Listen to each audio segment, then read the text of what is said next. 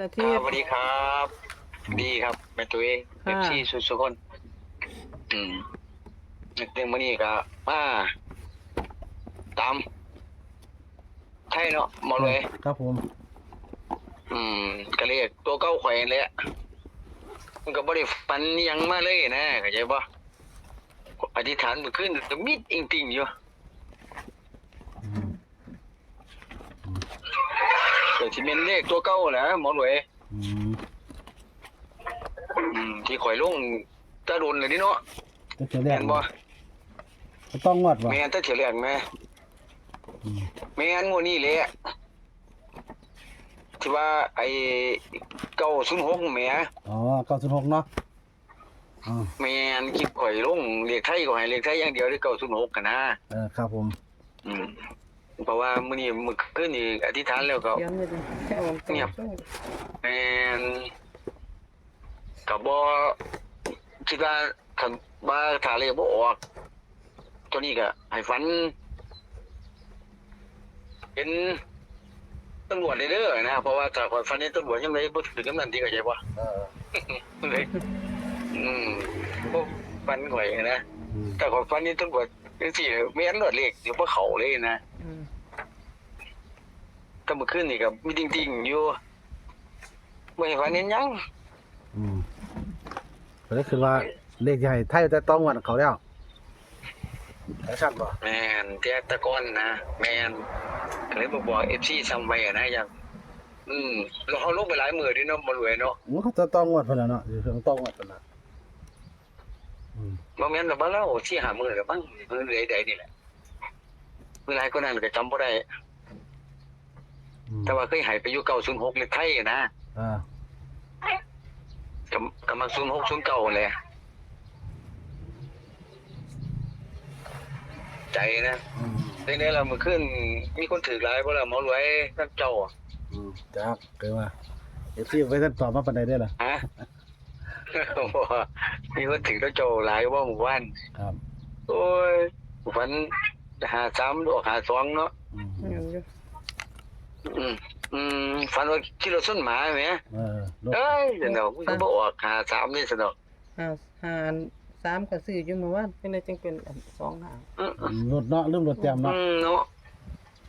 โมยฝันว่าโมยใส่ชนหมาแต่เดียว ทะเบียนได้ก็ เฮ้ยทะเบียน5ไอ้อันแม่น539 อืมผมก็บ่รถแล้วนะต้นหน้า อยู่ว่านทะเบียนรถ สาม แม่ แต่ว่าไทยนี่นาทิตฝันได้ก่อนจำได้ปะ906เนี่ย โอ้ยจำบ่ได้จำเลยแต่ว่าเขาเจ้าเพิ่นมาบอกกันนะ มาบอกเป็นตัวเลยเนาะ โอ้เพิ่นมาบอก906เด้อใช่น่ะที่ว่าเขียนไหนนั่นน่ะ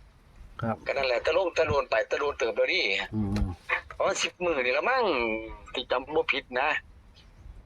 ก็เลยมาย้ำ FC อีกก็ได้ครับหมอรวยอีกเลยย่านมันใกล้มื้อแล้วเนาะมื้ออื่นนี่เนาะ อันนี้ซี่ลืมนะ ไม่งั้นอยากให้เจ้าลืม ลืม แม่น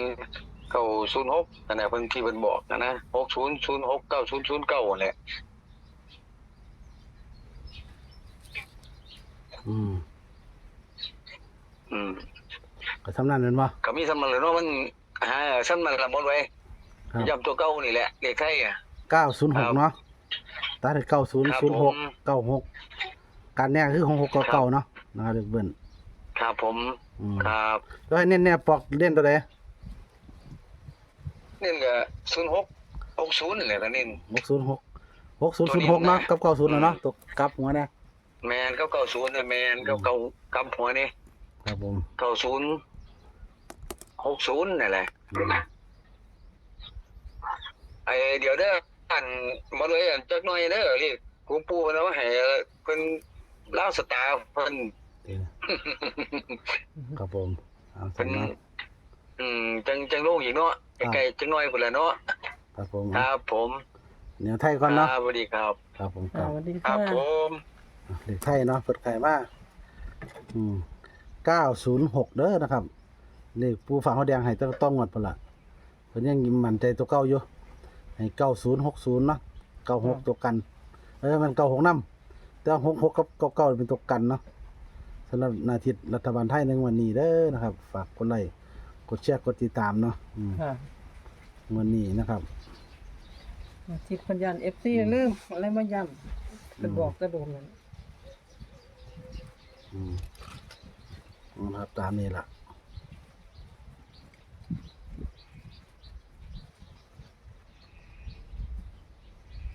906เด้อนะครับ9006 96เป็นมามัก06เนาะ60เนาะ ค่ะ ก็คือเนี่ยกันเก่ากับหัวเนี่ยตามนี้แหละครับพี่น้อยซี่เป็นช่องก็ได้รอเบิ่งนะครับเพื่อมักน้ำกัน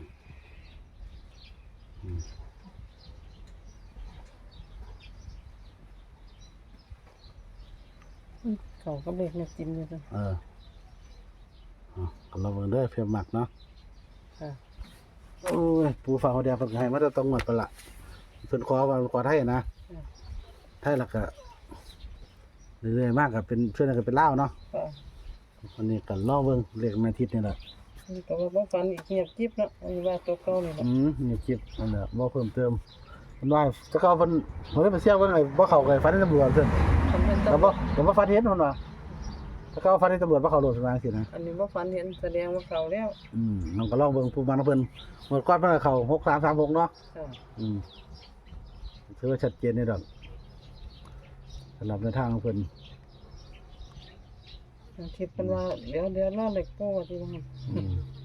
นี่กันลาวสตาร์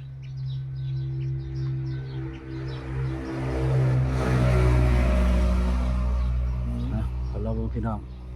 บ่ได้มักน้ำเพิ่นพิจารณาเอาเนาะ ค่ะ หน้าที่เพิ่นก็แม่นนี่ดอกแต่ก็คือให้มาแล้วมันก็แล้วเลยนะ ค่ะบ่ได้ฝันเนาะ เพราะว่าขอไทยจะต้องงวดพุ่นเนาะก็ลองยอดไปเบิ่งเด้อนะครับอีกนาทีจะต้องงวดเนาะรัฐบาลไทยเขียนไว้อยู่ดอกรัฐบาลไทยก็ลองไปหาเบิ่งเรื่องมักน้ำกันนะครับเลขบ่หลายตัวเลข3ตัวหางเดียวมักตัวใดก็ตัดเอาถ้าเจ้าของผู้เจ้าของก็ฟันมัก60 06เนาะนะครับ 06กับ90น่ะ แม่นวง2อันนี่ล่ะเพิ่นว่ามาวงหลายเอาเบิ่งพี่น้องบ่ได้มัก0วันเนี่ย90 06เด้อนะครับวันนี้โชคๆมันๆสุขสุขคนขอบคุณหลายๆที่ติดตามรับชมเนาะในทางของนาทีเพิ่นตามนี้แหละครับ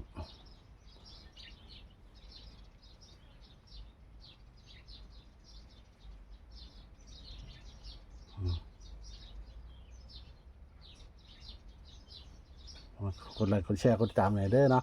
ค่ะ โดยสำหรับเด็กนาทีเด้อนะครับโชคๆมันๆครับสวัสดีครับ